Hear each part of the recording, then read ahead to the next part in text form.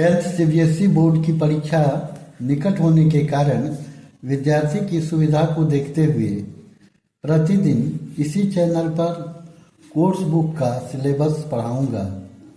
Course book समाप्त होने के बाद सीबीएसई बोर्ड दसम व्याकरण सिलेबस तथा अन्य प्रश्नों पर भी चर्चा करूंगा। वीडियो पसंद आए तो लाइक, शेयर और सब्सक्राइब करें।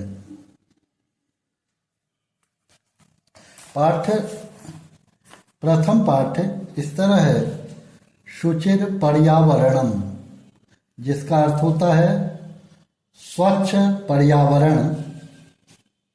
पाठ परिचय को देखते हैं तो प्रस्तुत पाठ संस्कृत के आधुनिक कवि हरिदत्त शर्मा लस लतिका नामक रचना संग्रह से संकलित है।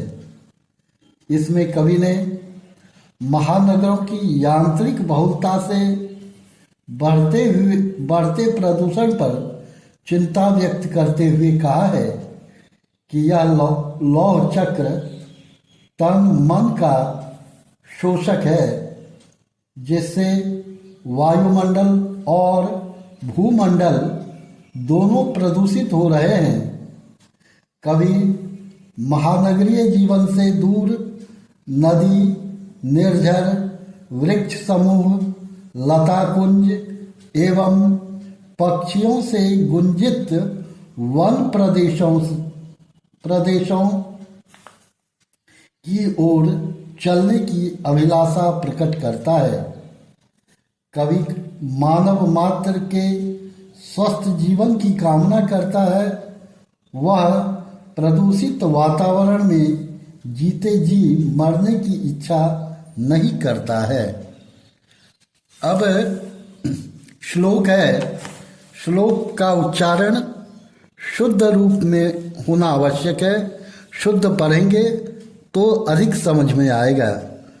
श्लोक है, दुर्वहमत्र जीवितम जातम प्रकृतिरेव शरणम महानगर मध्ये चलद निशं कालायश्चक्रम मनः शोषयत तनुः पेशयत भ्रमति सदा वक्रम दुर्दान्तेर्दशनैर्मुना स्यान्नैव जनग्रसनम शुचिर पर्यावरणम। यह श्लोक था।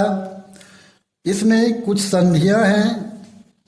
प्रकृति रेव, तो प्रकृति जोड़ एव बराबर प्रकृति रेव होता है।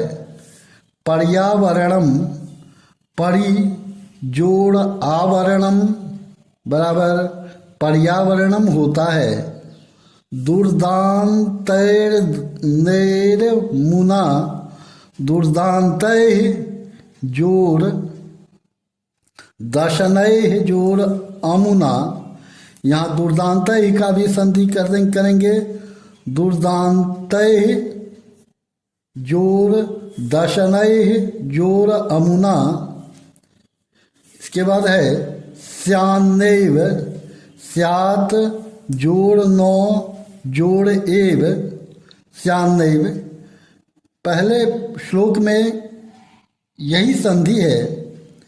इसके बाद अर्थ पर गौर करते हैं तो दुर्वहमत्र जीवितम जातम प्रकृतिरेव शरणम, यहाँ महानगरों में जीवन कठिन हो गया है।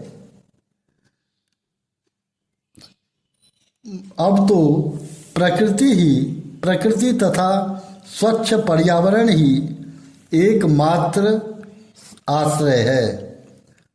मनः महानगर मध्ये चलद निशं कालायश्चक्रम मनः शोषयत तनुः पेशयद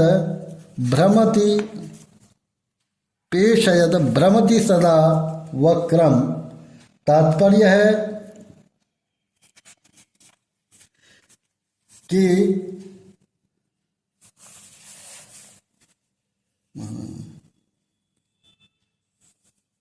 महानगर में दिन रात चलता हुआ लोहे का चक्र, पहिया जिसको कहते हैं, मन को सुखाता हुआ, शरीर को पीसता हुआ सदैव कुटिलता से घूम रहा है।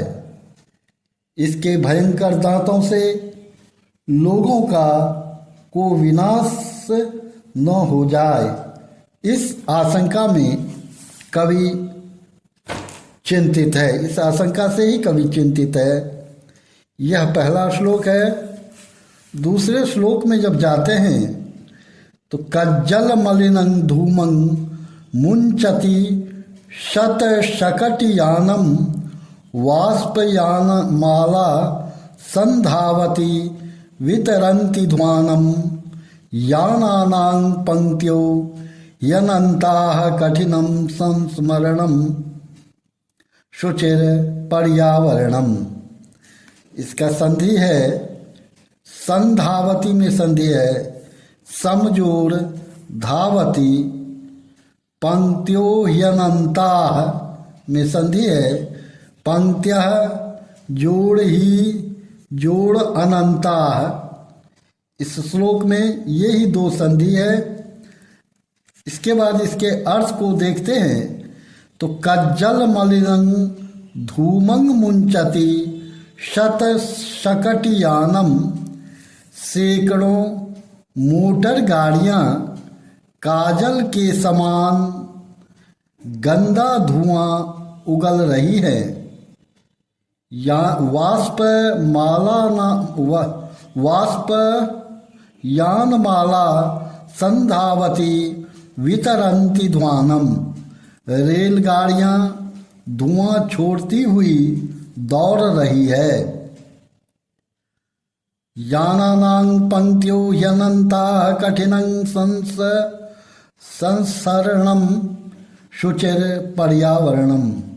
वाहनों की अनंत पंक्तियां हैं, अतः चलना भी कठिन हो गया है।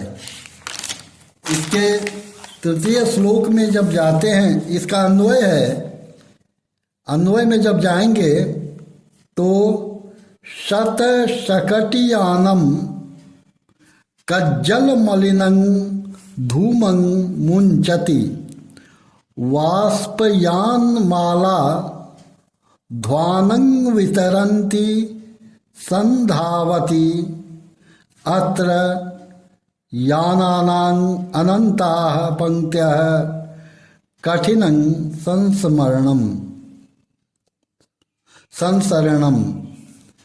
यह हो गया द्वितीय। तृतीय श्लोक में जब जाते हैं तो वायुमंडलं भृशं दूषितं न हि निर्मलं जलं कुत्सित वस्तु मिश्रितं भक्ष्यं समलं धरातलं करणीयं बहिरंतर्जगति तु बहुशुद्धिकरणम शुचि पर्यावरणम। इसका संधि है यहाँ निर्मलम, तो निह जोड़ मलम है, बहिरंतर्जगति, बहि जोड़ अंतः जोड़ जगति, यहाँ दो संधियां हैं। इसके बाद अर्थ पर जाते हैं तो वायुमंडलं भृशं दूषितं न हि निर्मलं जलम, वायुमंडल अत्यधिक दूषित है, जल भी स्वच्छ नहीं है। कुत्सित वस्तु मिश्रितं भक्ष्यं समलं धरातलम, खाद्य पदार्थों में बुरे पदार्थों की मिलावट है, धरती गंदी हो गई है। करणीयं बहिरंतर्जगति तु बहुशुद्धिकरणम शुचि पर्यावरणम। संसार में आंतरिक और बाह्य शुद्धि करनी चाहिए, तभी पर्यावरण शुद्ध होगा और मानव जीवन सरल हो पाएगा। अन्यथा कवि का मानना है कि ऐसी परिस्थिति में मानव का जीवन अत्यंत कठिन हो जाएगा।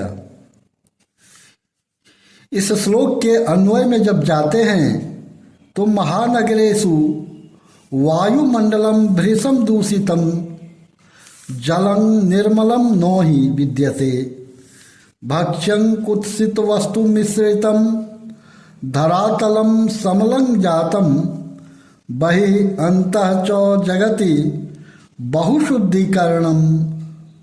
बहुशुद्धिकरणम तु करणीयम एव। श्लोक नंबर 4 में जाते हैं। श्लोक इस प्रकार है। कंचित कालं नयमामस्मान् नगराद बहुदूरम प्रपश्यामि ग्रामान्ते निर्झर नदी पयः पुरम एकान्ते कान्तारेव क्षणमपि मे स्यात् संचरणम शुचिर पर्यावरणम। यहाँ संधि है। कंचित कम जोड़ चित बराबर कंचित हो गया है। असमान नगराद बहुदूरम असमान जोड़ नगरात जोड़ बहुदूरम बराबर हो गया है असमान नगराद बहुदूरम। इसके बाद है ग्रामांते ग्राम जोड़ अंते बराबर ग्रामांते एकांते एक जोड़ अंते बराबर एकांते संचरणम समजोड़ चरणम बराबर संचरणम। अब इसके अर्थ पर जब गौर करते हैं तो देखते हैं श्लोक है किंचित कालं नयमामस्माद् नगराद बहुदूरम। मुझे कुछ समय के लिए इस महानगर से दूर ले चलो। प्रपश्यामि ग्रामांते निर्झर नदी पयः पुरम। गांव की सीमा पर वहाँ झरने नदी तथा जलाशय देखना चाहता हूँ। प्रपश्यामि देखना चाहता हूँ। ग्रामांते निर्झर नदी पयः पुरम। गांव की सीमा पर गांव के अंत में जहाँ झरने नदी तथा जलाशय है उसी को मैं देखना चाहता हूँ। अंत में कवि कहता है एकांते कांतारे क्षणमपि में स्यात् संचरणम शुचिर पर्यावरणम। एकांत वन में क्षण भर के लिए भी मेरा भ्रमण हो जाए। यहाँ कभी महानगर के व्यस्त और त्रस्त जीवन से बिल्कुल उब और परेशान हो चुका है। अतः कभी गांव जंगल झरने नदी तट आदि पर भ्रमण करने की उत्कट अभिलाषा को प्रकट कर रहा है।